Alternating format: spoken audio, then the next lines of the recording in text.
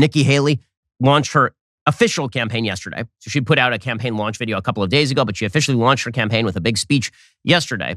It's kind of fascinating for a couple of reasons. There's some really interesting things about Nikki Haley's candidacy. First, Nikki Haley is, in fact, running on a partially anti-woke agenda. She is saying, for example, America is not a racist country, which, used to be, I thought, sort of the road idea in the United States until Joe Biden declared that America is a systemically racist country. But if this is going to be the battle, I think it's a battle that Republicans can win. Here was Nikki Haley yesterday. We must stop socialism before it's too late. It's weakening America from within. But there's something else that's eating away at our national core. On Biden and Harris's watch, a self-loathing has swept our country. It's in the classroom, the boardroom, and the back rooms of government. Every day we're told America is flawed, rotten, and full of hate. Joe and Kamala even say America's racist. Nothing could be further from the truth. The American people know better. My immigrant parents know better. And take it from me, the first minority female governor in history, America is not a racist country. Now, naturally, this is prompting some people to claim that she is running, quote unquote, as a minority. Okay, that is not the reason why Nikki Haley is running. Nikki Haley is running because Nikki Haley, like many politicians, would like to be president of the United States. And her main pitch is actually the opposite of the affirmative action pitch. It is, I'm nothing special because I'm a minority, because I live in the United States of America where anyone can rise to the top, which happens to be true. Now, the thing that made a lot of headlines yesterday was her tacit slap at both Joe Biden and Donald Trump on the issue of age. And this is a smart play by Nikki Haley. It is, because I think most Americans look at the age of Joe Biden and they say, we do not need a president who is 80 years of age right now.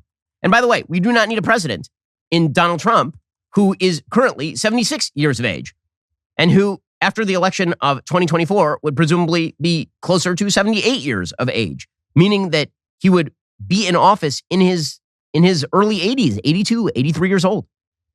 So here's Nikki Haley saying what I think a lot of people think, which is maybe we ought to have some mental competency tests for the elderly before we make them president of the United States.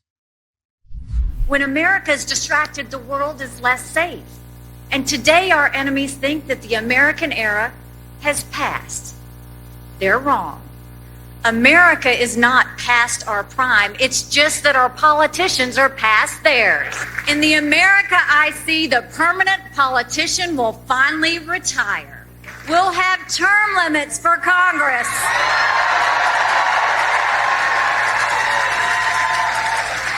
And mandatory mental competency tests for politicians over 75 years old. So that, of course, made a lot of headlines because everybody can read the tea leaves. Donald Trump is currently 76 years old. And so she's essentially saying you're too old to be president of the United States.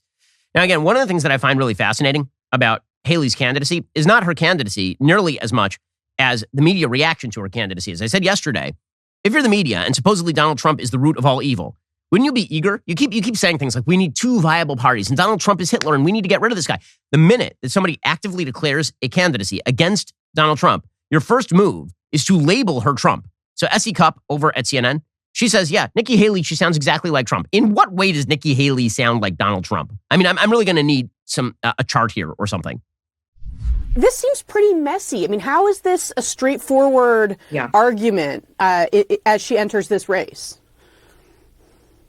No, her messaging over the past few years has been very contradictory, not just about Trump, but about January 6th, about wokeism, about Confederate flags. She's going to really have to reconcile sort of the messiness of her positions when she's challenged, like, for the first time by an aggressive press.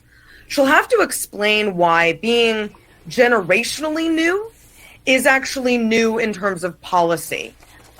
Because to me, she sounded a lot like Trumpism, just with bigger words. Oh, well, she sounds like Trumpism. Everybody is Trump, guys. Remember, I told you this years ago. The minute that Donald Trump was off the scene, the first move would be whoever succeeds Donald Trump is just like Donald Trump. The most absurd response to all of this, by the way, is after Nikki Haley suggested that people over the age of 75 should have a mental competency test before we elect them president of the United States. Don Lemon of CNN, he immediately suggested that she's not in her prime. Now, if this was said by literally any other host on TV, we would recognize this for what it is, which is sexism. Nikki Haley is 51 years old. Nikki Haley is not over the hill. Nikki Haley is not even remotely in the elderly category in the United States. She is 51 years old. Here is Don Lemon suggesting that she is not in her prime. By the way, Don Lemon is currently 56 years of age. Nikki Haley isn't in her prime. Sorry. When a woman is considered to be in her prime in her 20s and 30s and maybe 40s. What are you talking? Wait. That's not according to me. Prime for what? It depends. I mean, it's just like prime. If you look it up, if you Google when is a woman in her prime, it'll say 20s, 30s, and 40s. I don't necessarily. 40s. Oh, I got another. I'm not saying decade. I agree with that. So I think she has to be careful about saying that politicians aren't in their prime. You need to qualify. Are you talking about prime for like childbearing, or are you talking about prime for being president? What the facts are. Google it. Everybody at home. When is a woman in her prime? It says 20s, 30s, and 40s. And I'm just saying Nikki Haley should be careful about saying that politicians are not in their prime and they need to be in their prime when they serve, because she wouldn't be in her prime according to Google or whatever What it an is. absurd human being Don Lemon is. What an absurd, ridiculous, and sexist human being Don Lemon is. Obviously, we are talking about political prime. 51 is very, very young in political terms. We currently have a couple of octogenarians running for president of the United States. And Don Lemon is saying 51 isn't in your prime politically. Yes, there is a difference, I would assume, between your sexual prime and your political prime, or your childbearing prime and your political. That is like the most sexist thing I've seen a mainstream host say on national TV. And she can go, like, people are just going to ignore it because Don Lemon is gay and black, and therefore we have to pretend that everything that he says is decent and okay. But literally any other host says that. Like if somebody said, Kamala Harris is not in her prime. Kamala Harris. You know how we know that she's not in her prime? Because Kamala Harris, by age, Kamala Harris right now is 58 years old. She is 7 years older than Nikki Haley. And if you Google it, woman in her sexual prime at 58, she ain't. So Kamala Harris is, like, if I said that, boycotts galore. Don Lemon says that sort of thing on CNN. Everybody goes, well, he is Don Lemon, so I guess it's unbelievable stuff there from the journalismers over at CNN. Well, Don Lemon is not that great at talking, but you should have a service that allows you to talk in pure ways. Yes, Pure Talk. Indeed, you should switch your phone service over to Pure Talk because, frankly, they're a corporation that does not hate your guts. Big business, especially big wireless businesses like AT&T and Verizon, is always going to try to lock you into multi-year contracts with huge penalties. Pure Talk is the no-contract wireless company. It is the only wireless company to offer a 100% money-back guarantee. They are so sure you're going to love their service. If you don't, they will give you your money back. Stop paying a fortune to Verizon, AT&T, or T-Mobile. Cut your bill in half with Pure Talk. It's super simple to make the switch. You can switch over to Pure Talk in as little as 10 minutes while keeping your phone and your phone number, and your first month is guaranteed absolutely risk-free. Go to puretalk.com, enter promo code Shapiro, save 50% off your very first month. That's puretalk.com, promo code Shapiro. Pure Talk is simply smarter wireless. Restrictions apply. See site for details. Again, head over to puretalk.com, enter promo code Shapiro, save 50% off your very first month of coverage. That's puretalk.com, promo code Shapiro. Don Lemon, he seems just a little bit unbalanced, but you can live a more balanced lifestyle using Balance of Nature. Balance of Nature fruits and veggies. They're the best way to make sure that you are getting essential nutritional ingredients every single day. Their products are 100% whole food. Balance of Nature uses a cold vacuum process that preserves the natural phytonutrients in whole fruits and vegetables and encapsulates them for easy consumption.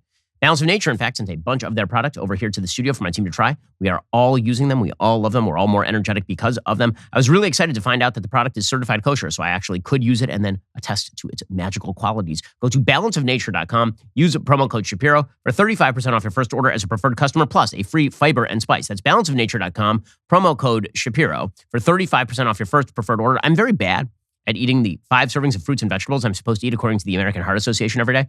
That is why I rely on Balance of Nature to keep things going for me. Balanceofnature.com. Use promo code Shapiro, 35% off your very first order as a preferred customer, and you get that free fiber and spice. That's balanceofnature.com. Promo code Shapiro, 35% off your first preferred order. Joe Biden's economic agenda is a complete fail. So U.S. retail sales apparently rebounded sharply in January. The PPI rose dramatically. Apparently, according to the Wall Street Journal, the consumer roared back last month with a 3% increase in retail spending. That was the largest monthly gain in nearly 2 years, adding to evidence that U.S. economic growth picked up at the start of the year. The seasonally adjusted jump in U.S. retail sales in January from December, which the Commerce Department reported on Wednesday, followed declines in the final 2 months of 2022 as shoppers spent more on vehicles, furniture, clothing, and eating out. Okay, now, there's a problem with this, which is that the wholesale prices rose 0.7% in January, more than expected, fueling another inflation increase. Core PPI increased 0.5% compared to expectations for a 0.3% increase. And this is all because the Federal Reserve blew too much money into the economy and because Joe Biden's entire political agenda is blowing money into the economy. And so inflation is absolutely crushing consumers, which is why I have an article in the Wall Street Journal titled, "To Save Money, Maybe You Should Skip Breakfast." I think this should be the campaign slogan for Joe Biden 2024. Joe Biden 2024, skip breakfast.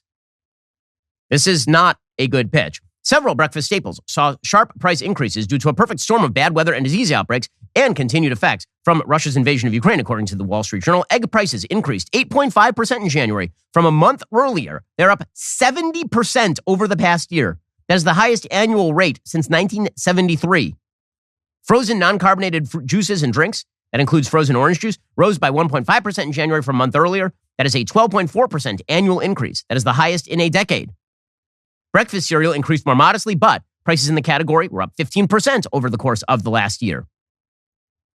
Prices for roasted coffee declined by 0.1% last month. Instant coffee rose by 3.6% monthly increase.